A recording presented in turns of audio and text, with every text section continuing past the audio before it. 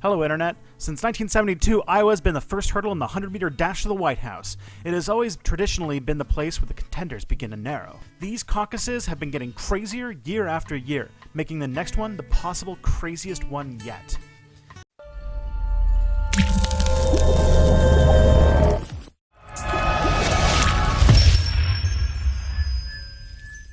(1988), the end of the Reagan era. What made this particular primary crazy is that it brought out gigantic crowds.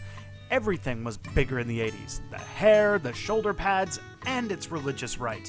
Evangelical conservatives dominated the years leading up to 1988, and television preacher/professional troll Pat Robertson was making a go for the White House. Despite the evangelical lockdown, he finished second, with future President George Bush finishing third. In 2004, Howard Dean was king of the world, then screamed his way into third place. It's hard to think of it as history, but yes, Howard Dean lost his place as frontrunner because of a scream. The high placing of John Edwards and John Kerry propelled them to eventually face Bush later that year. In 2008, Hope and Change fever officially began. In what was a neck-and-neck race, Barack Obama won Iowa, giving him the momentum to take the entire shebang, the first African American to do so in the Iowa caucus. In 2012, Hope and Change fever was relegated to the same position as disco fever. The Occupy movement and anti-war protesters tried to make a protest vote to vote uncommitted against Obama. Less than 100 people actually did this, however, but it showed that in 4 years, a lot had changed. We know that Iowa leads to tense and crazy caucuses, but why does this flyover state create such a crazy situation on the path of the presidency? To answer this, I'm going to tag team Will from Political Junkie News to fill you in. Hey Tristan, maybe the craziest thing about this Iowa caucus is the fact that none of the delegates to the National Party conventions will be selected on caucus night. You heard me right.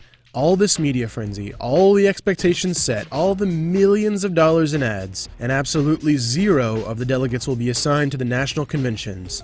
At least not until June. This is a result of Iowa's convoluted four-step delegate selection process. So let's look at the Democratic side to illustrate this. Participants in what we call the Iowa caucuses are actually participating in the Iowa precinct caucuses. Delegates chosen at this level then go on to several Iowa county conventions in March, where delegates are further filtered to district conventions in April and the state convention in the summer. So only right here are the national convention delegates selected. This can produce some really confusing results. In the 2012 Republican primary, both Rick Santorum and Mitt Romney, quote, won the Iowa precinct caucuses, tying with about 25% of the vote each. The media declared it a Santorum win by just a hair, then they moved on. Well, a few months later, after those precinct delegates had been through the district and state conventions so on, it was actually the third place finisher, Texas Congressman Ron Paul, who ended up winning 21 of 25 national unbound Iowa delegates, leading to confusing headlines like this one: Ron Paul just won the Iowa caucuses. But this headline was on June 16th.